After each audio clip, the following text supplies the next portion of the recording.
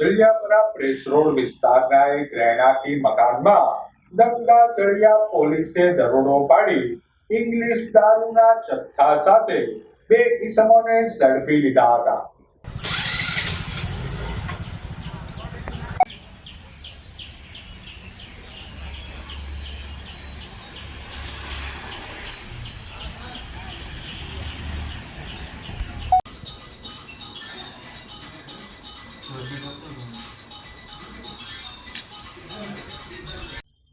વિગતો મુજબ Gangajaliya police મથકનો staff પેટ્રોલિંગમાં હતો તે દરમિયાન મળેલ બાતમીના આધારે કરચલિયાપરા પ્રેસ રોડ સંચળવાળા ખાંચા નજીક રહેતા વિક્રમ ઉર્ફે વિક્કો દિલીપભાઈ મકવાણાના મકાનમાં પોલીસે રેડ કરતા ઇંગ્લિશ દારૂની 52 બોટલ મળી આવી હતી.